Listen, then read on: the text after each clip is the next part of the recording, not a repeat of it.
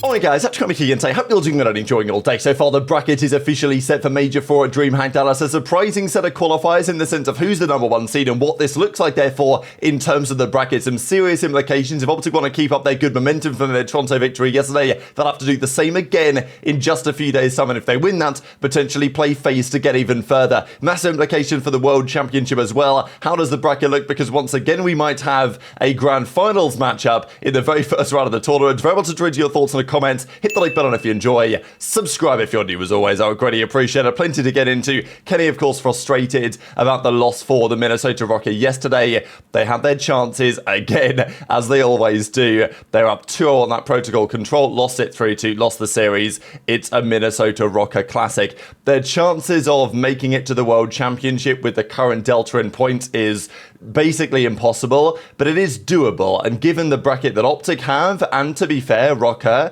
they actually did make it to the winners bracket. So it's not absolutely unheard of, but the chances, you know, probably estimating the chances 5%, something in that kind of ballpark. And OpTic, of course, have everything in their own hands as well in terms of making it to the World Championship too. Definitely was a talking point from Octane. I mean, they talked about it during the major, or certainly shortly after the major 3, that, well, maybe they should have thought about making some sort of a change. Octane talked about it, right, with the Mercules thing for Toronto, Beans, Insight, whatever you want to say. And obviously, as of yesterday, did not go to plan either. The real test, of course, will be what happens when we get to LAN, which we're going back to in a few days' time. That's really when Toronto and OpTic, we're going to see how they get on, because they play each other again. Spoiler alert, we'll get to that bracket here in just a second.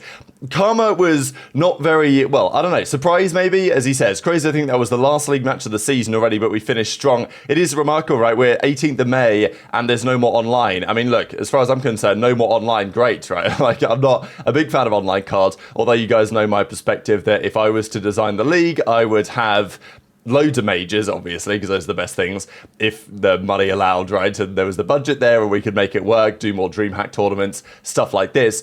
But also, the online qualifiers would just be done as 2Ks every weekend, when there would be a winner, basically a minor, right? So what we had, the minor 1, minor 2, I'd just run one of them every weekend with some sort of different format, double elimination, multiple streams, that type of stuff. But yeah, that's obviously an ideal world, because online cards is always going to be played, and it's good that it is played. I always like the dynamic between, like back in Infinite Warfare, at the start of that game's life cycle, when E United was starting to, I mean, even back then they were called the Ghosty crew, but then they became E United. The early part of Infinite Warfare, we were like, damn, who's this gunless guy who's just frying OpTic online? There's no way he could do it on LAN. Turns out he could, and OpTic, you know, they kind of traded events at the start of that season. That was a crazy story. So, you know, I think online COD has its place, but the fact that the league matches, I mean, yeah, league matches, not even to consider online qualifiers, really. We're like, this is a league match, and the last one, we're in May. Like, we're not even anywhere near halfway through the year. We're a good month and a half away from being halfway through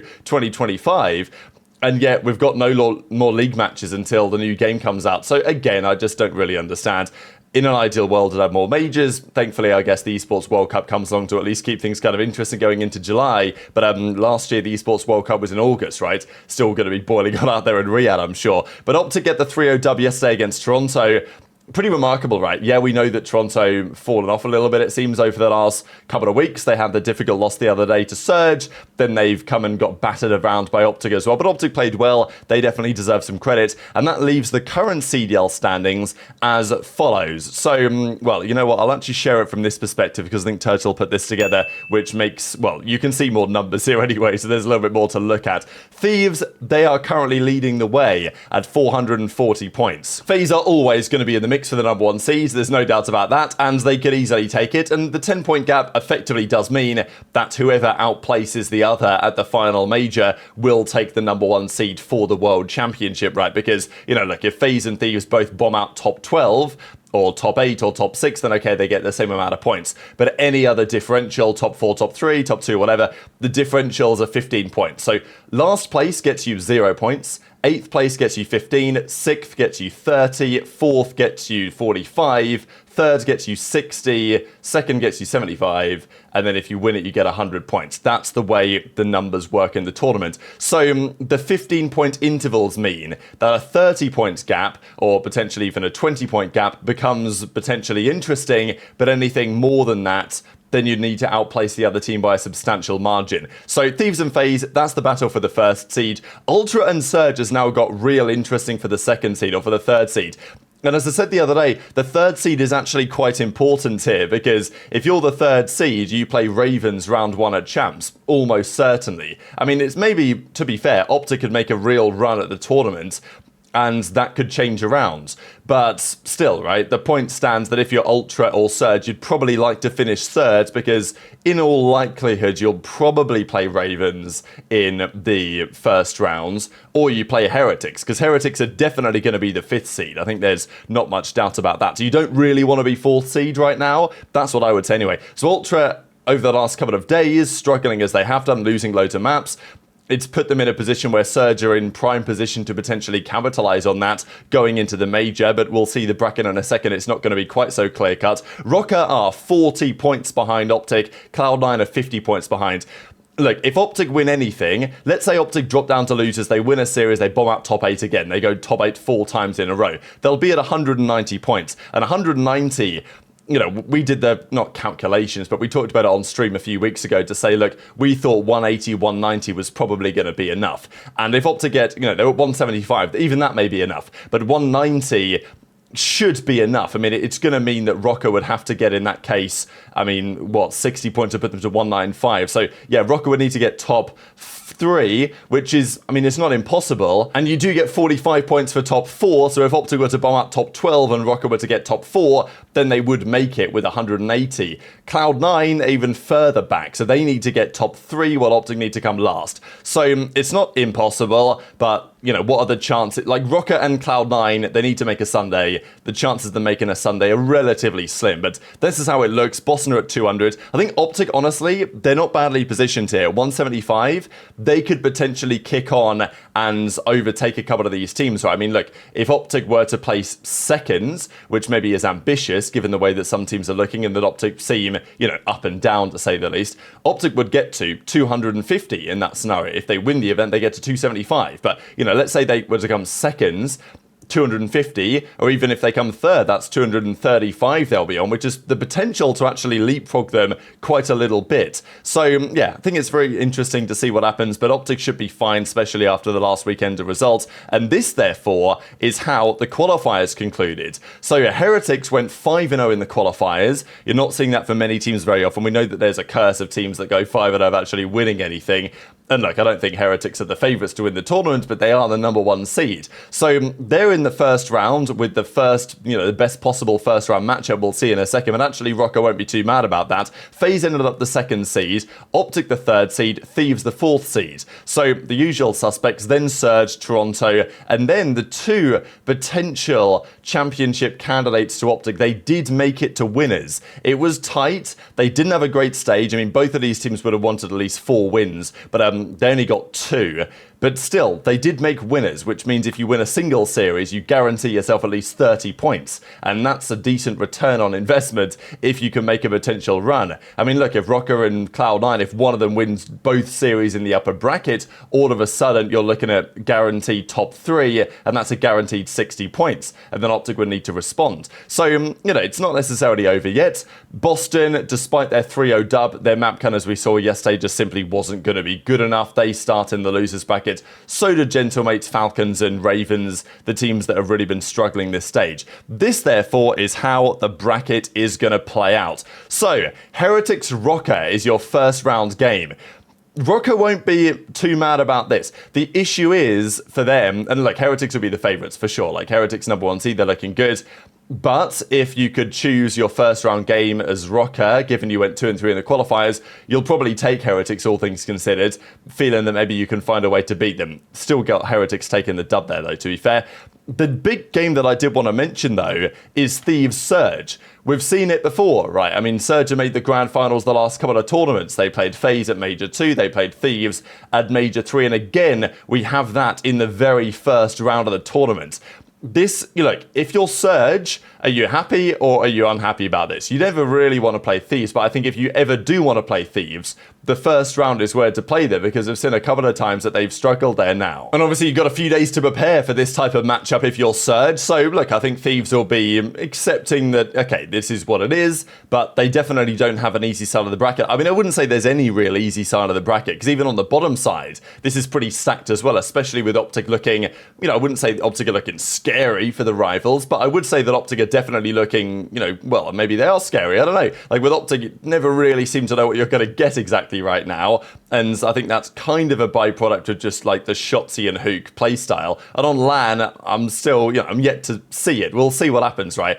This year they've played 3 tourneys, they've come top 8 every tourney. This tourney I think will be different with Mercury's in, but could be different for good or for bad reasons, I guess, because they play Ultra again round 1. Not an easy game, but OpTic will be full of confidence. They just 3-0'd them the other day, but of course Ultra will also really want to get back on that. And it's also a big game for Toronto, as I say, because of the seeding implications. But also OpTic, it's kind of not a must-win, but like if OpTic win that, they guarantee themselves champs unless somebody wins the event, which probably isn't going to happen. Or like Cloud9 or Rocker win the event. So, you know, it's a big series. FaZe play Cloud9 as well, so FaZe will be confident they can win that. But of course, you know, we've seen Cloud9 do some interesting things to FaZe so far this season already, and I don't know, who knows, maybe they've got some magic up their sleeve. Would be real interesting if Cloud9 beat FaZe, like, I don't know, Ultra lost to OpTic, and all of a sudden Cloud9, if they just won the series against Ultra, they make it to winners finals.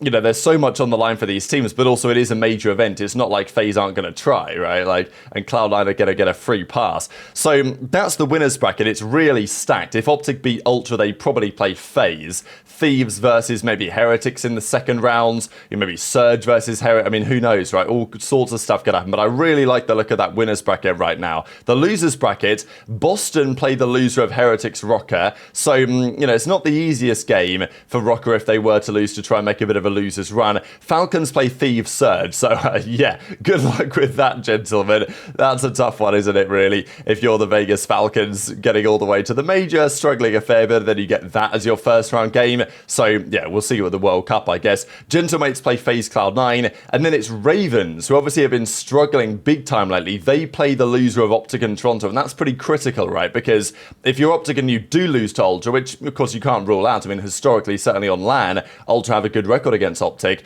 OpTic really need to get some points, though, just to make sure that they'll be fine for champs. And Ravens, I think they'll be pretty confident they can get the job done there. So, you know, who knows where we go from here, but that's the way the bracket looks. I did want to also mention how it looks in terms of the schedule, because this is the Friday, and we've not seen this in a very long time, and it's, to me, a pleasure to be back at a tournament like this. The reason why this is happening is because DreamHack is a 3-day event. Typically, COD Majors are 4-day events, and they run, well, the matches, the 9 matches you see on screen across the first 2 days. But instead, they're running all of these matches on the same day, on the Friday. This is how it used to be. We used to have a couple of streams live, and it was fantastic. If one series is kind of boring, you switch over to the other one. Back in the day, you'd go on multitwitch.tv or whatever the website was called, and have Alpha, Bravo, Charlie, Delta up all at the same time watching everything. It was sensational. But, you know, we've not done that for years, and, you know, some people are going to agree with it or like it or not like it, and I understand that, but I think you're going to find that this is rather fun to have loads of things on at the same time, and I'm not opposed to doing this more in the future if we need to do more dream hacks or whatever to make it work from a money side. I'm down for that. Anyway, Bravo stream is a thing again. Can you believe it? For years, we didn't think this is ever going to be possible because the feeling was in the CDL is that, oh, well, you know, we can't split the viewership and we can't put a certain team on the Bravo stream because they've paid the same amount of money for franchising as the team on the Alpha stream, so we can't do it. Like, that was the general theory. But now the money's been refunded. The franchising system's kind of dead. It doesn't really exist anymore in the league as it stands. It's kind of still a franchise, but, you know, it's not really a thing as much, and it may change very shortly indeed. delayed. So we can finally do this again, right? But it means that Ultra versus OpTic is on the Alpha stream, while FaZe Cloud9 is happening on the Bravo stream. And this is going to be mega, I think. But yeah, that's the way that it goes. The Saturday, the Sunday continue as normal, but it does mean that 5 teams will be eliminated on the first day, which is pretty mega, right? We're going to get all the winners bracket games, all the losers bracket games, and then the second rounds of the losers bracket as well closes out the day. So fascinating to hear your thoughts as always in the comments below, but only 7 teams will remain after the first day, which is yeah, definitely brutal for some of the teams that get bopped out immediately. But hit the like button if you enjoyed, subscribe if you're new, take care, and I'll see you next time.